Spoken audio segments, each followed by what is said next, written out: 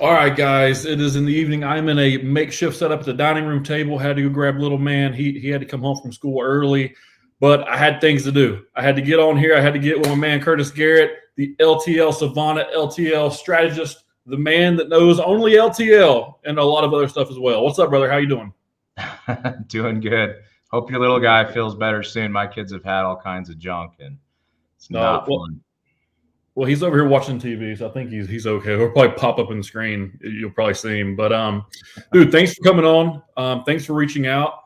I've been wanting to talk to you about LTL, and honestly, to just break it down simply, like I don't know a whole lot about it. I know the very basic bare minimums of like LTL. The majority of stuff we do is full truckload and types of other stuff. But I want to get on here and get your story first. So, like, when did you get started in logistics? Yeah, I got started with Old Dominion actually in 2007. So I've basically been in LTL since then. Actually, during the recession, I diverted for a year and thought about healthcare and spent a year working in a hospital and considered nursing and the medical route, and it just wasn't a good fit. The freight doc called me back. So I spent about 8 years with them, working operationally, drove a truck for a year, and then jumped over to weights and inspections, which is kind of a cross between operations and the business or pricing side. So that's really advanced in the last 10, 15 years with most LTL carriers with their reweigh and dimensioner programs and just inspecting to make sure, hey, is this physical freight and how it's spelled out on the bill of lading? Is that in line with, their pricing program and the rules tariff and the invoice essentially? So that kind of got me down the path of, I realized I really like the intersection of the physical world and then the numbers behind it. So eventually moved to North Carolina, where I still am now, to work at the corporate office there, and work with a lot of great, really smart people at Old Dominion. And then since 2016, have been kind of on the 3PL managed freight consulting world, and then recently, so I recently went to a company called Freight Plus, which is a managed services provider based out of Boston. And then also in conjunction, firing up an LTL education brand called Understand LTL. So a lot on the go. It's pretty exciting though. And, I'm 15, 16 years into the industry and definitely know that I'll do things in different capacities, but I'm not leaving. I'm here to stay. Right. I feel like a lot of people say, like, I don't know how I got into logistics, but I'm here and I like it. I'm enjoying it. I'm going to stick to logistics. That's kind of what you hear a lot in this game. Totally. Even Okay. some of the big companies, sorry, Oh, like no, Saya and some of the big LTL carriers, you look at their founders' backgrounds, and it was like we were selling vegetables or seed, and we just figured, it was actually a better business to haul the goods instead of sell them. So everybody kind of ends up here accidentally. they do. So I could have so many questions to ask you. We go so many different directions because you've been in it for so long. Like you've kind of seen several downturns in the market. Getting in at 08, you see it around there. You probably saw it around like, I don't know if there was any, I got in 2014, so probably like 2016, 2019. And now we're starting to kind of see that correction yet again. So kind of talk to your experience in the LTL side of things. Is that also experiencing a downturn in the market, or has it kind of stayed the same, or are we just seeing that in full truckload?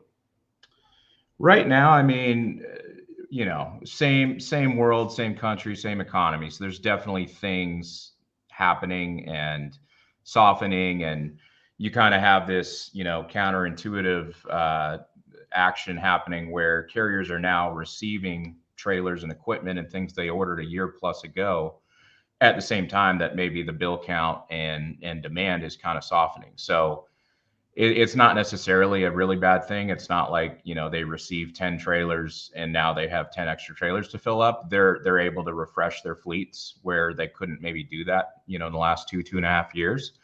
So they're starting to recycle and sell off, the older, higher mileage tractors and the older trailers and that sort of thing. So yeah, it's a good thing. I mean, every downturn that I've been through and come out of, I think just as an industry and especially carriers just get a little bit smarter and tougher, every time. It's kind of there's a stickiness from that painful, hard time that just you bring with you. And so if you look at kind of the evolution of, just carriers understanding and knowing their costs and developing their internal cost model, logic, and feeding more and better data into their models to project, their margin and revenue, they're getting better and better at that. And it's when it really matters. It's when the game's on the line that, they learn a lot, and then they withhold a lot of that knowledge and just kind of take it with them. So it's interesting. I mean, it's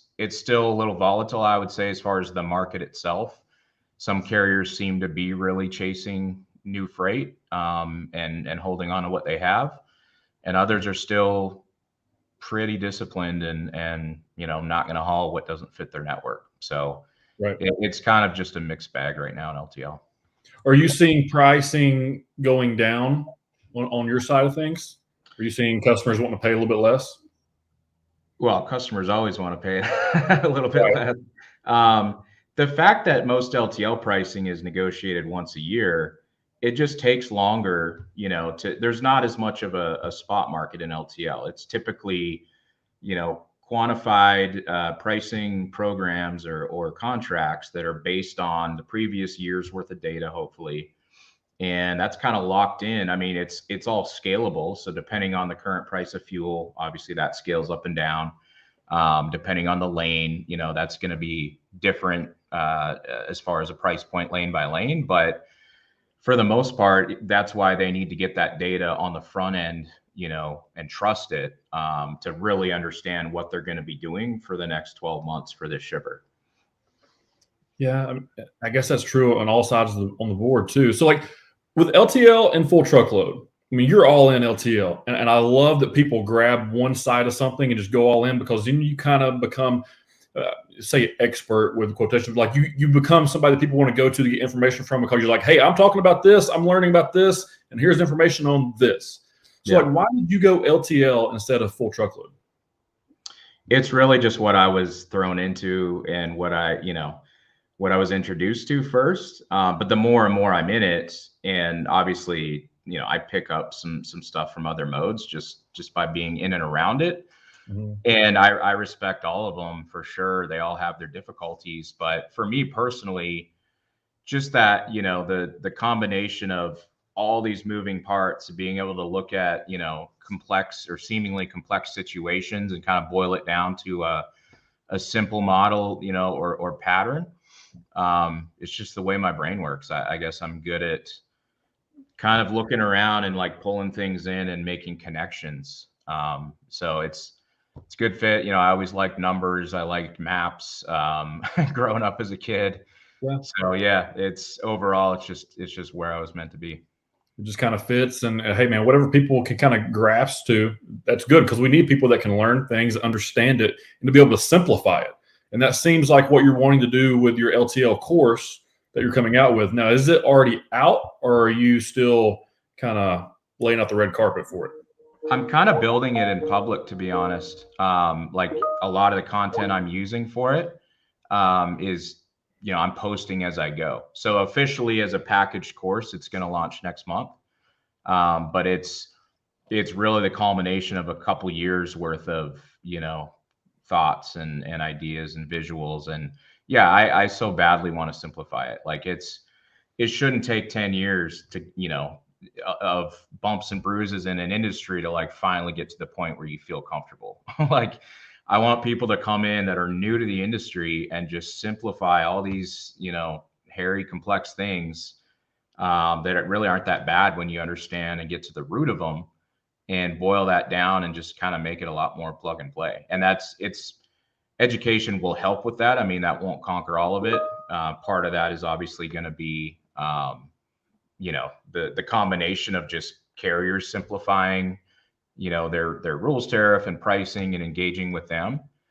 But I think we're really at like an inflection point that's pretty cool, where you have a lot of people, like even Todd Pullen at Old Dominion is all about pushing it forward, using better data and more technology to kind of simplify the human interaction within the industry. Yeah, because there's a lot of human interaction. That's a lot of hands touching things, a lot of human error. So I guess if Yeah. you could simplify it with data and technology, that'd be the best case scenario. But somebody's got to create that data and technology, and usually that's a human as well. And there's usually errors going on that end as well. So it's like damn we do, damn we don't. Like sometimes Yeah. with some stuff.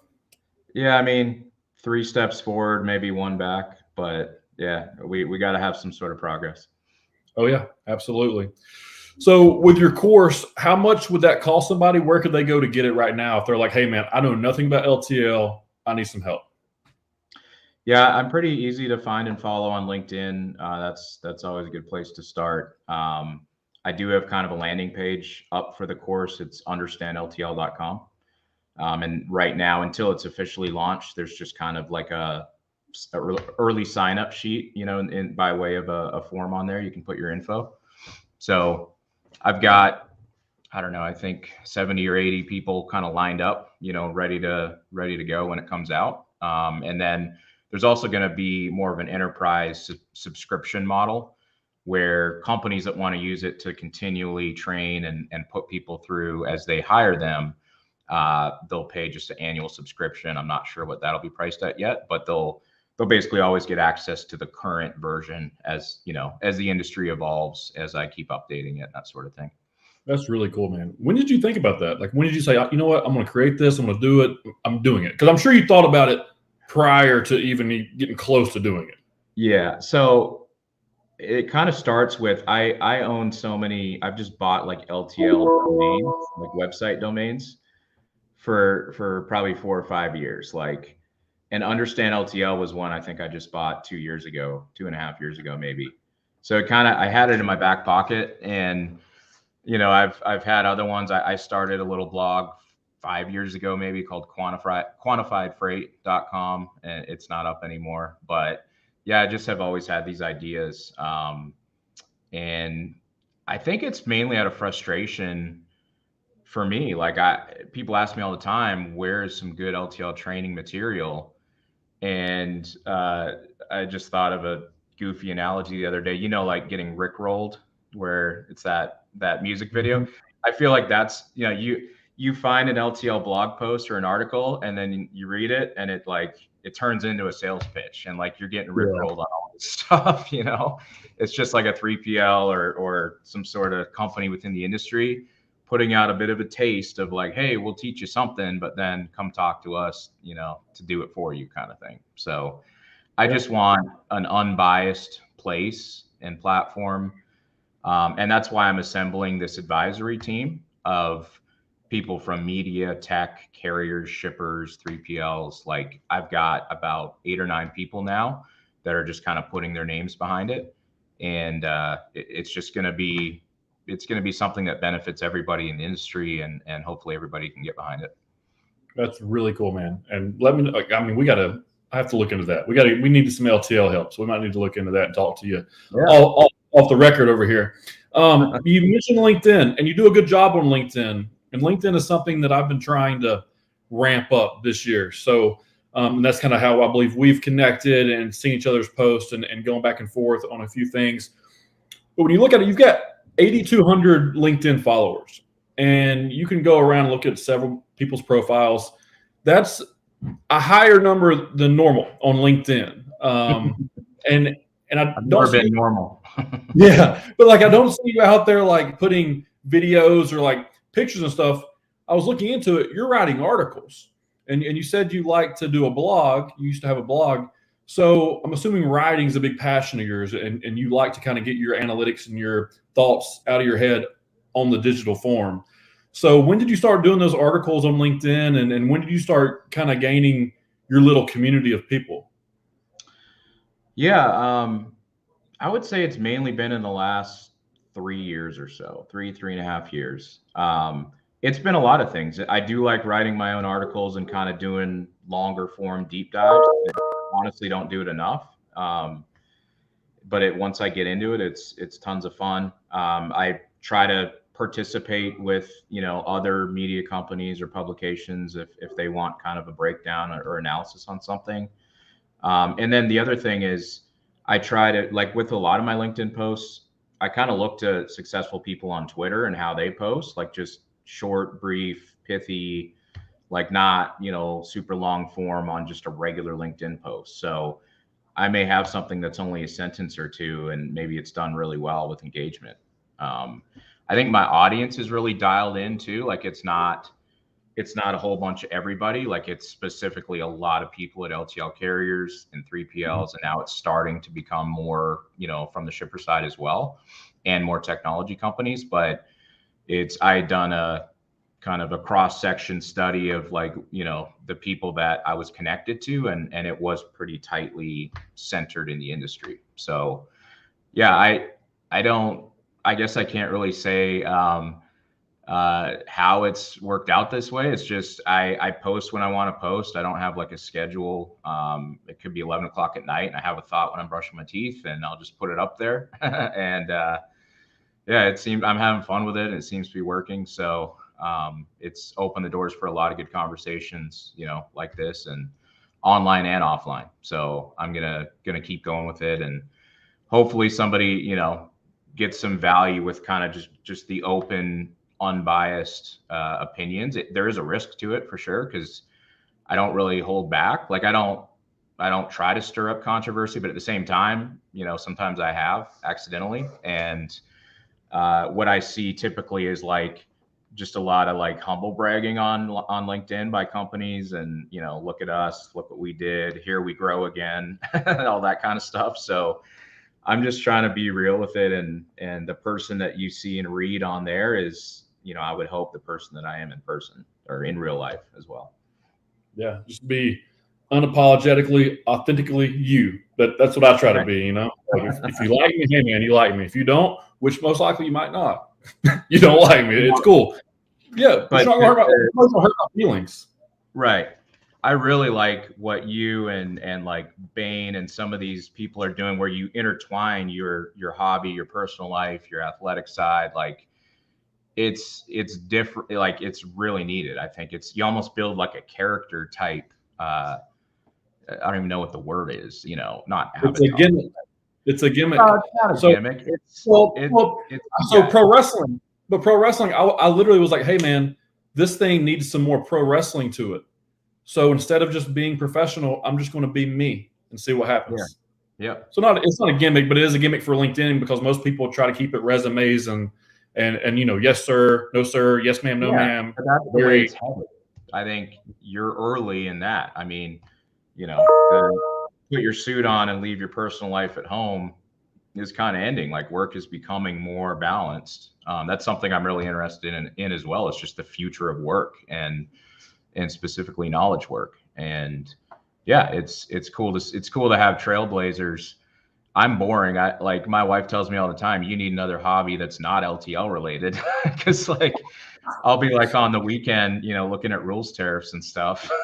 She's like, go like dust off your golf clubs or your mountain bike or something. That's hilarious. But yeah, I love the wrestling aspect and the weightlifting for Bain and stuff like that. It's cool.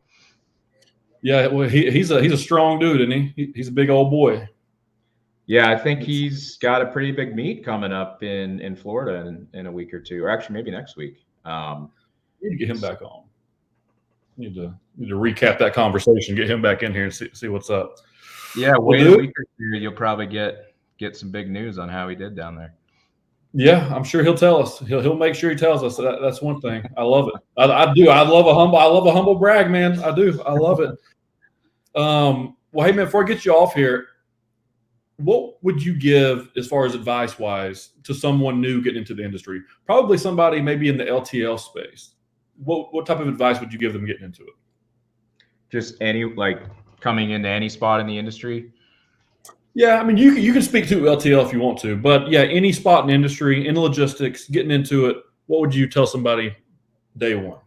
Yeah, I would say just, day one, put your head down, talk to everybody you can as far as taking information, keep learning, but like don't forget everything that you brought into it as well, because there's a lot of transferable, skills and knowledge in other industries and even from what you learned in school that apply. So just kind of like get up to speed on, here's reality right now. Here's kind of the current state of the industry and how it all works.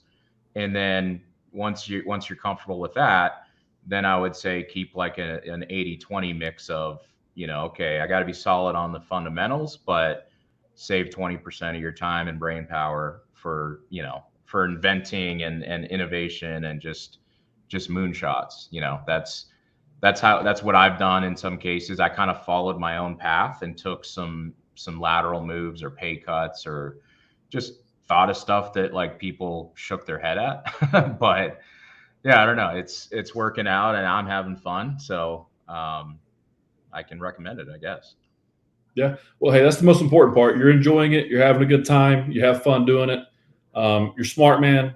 I love the stuff that you post. Let's stay in touch, stay in contact, keep doing it. But hey, dude, thanks so much for coming on the show. Where can everybody find you other than LinkedIn? Is there any other places? That's probably the best. Let's just stick with that. Yeah, I mean, I've got a personal website. I've got this Understand LTL website, but it's all linked there. So if you want to go to the quick and easy spot, just go to LinkedIn. Well, hey, man, let's get you on again another day. Tell some more stories. Actually, we got a couple minutes if you got a few minutes. Do you remember your first customer that you got in the first load you ran? Ooh, that's a tough one for me just because I've been in so many, perspectives of LTL. Like I don't remember the first pallet I moved down the dock in operations. I don't remember the first pickup or delivery. I remember a lot of the screw ups, and like I was not meant to be a driver. I'm glad I did it for a year, but I almost caught a set of doubles on fire one time. I went through a truck wash at a little bit too much of an angle. So like I had to stop halfway through where my rear trailer was going to hit the pole. And so I had to like break down the set halfway through the truck wash. So it's a good thing I switched over to the pricing world after a year. I drive a 4-wheel car fine, but there you go. That's all that matters. Yeah. So yeah, I don't have that like, framed memory of this was the one. It's just kind of been a lot of little stuff over time that's added up. No, I got you, man. Well, hey, dude, I appreciate you coming on. Get out of here. I know you're busy, and I'll catch you on the flip side. All right. Sounds good. Enjoy your day. See you.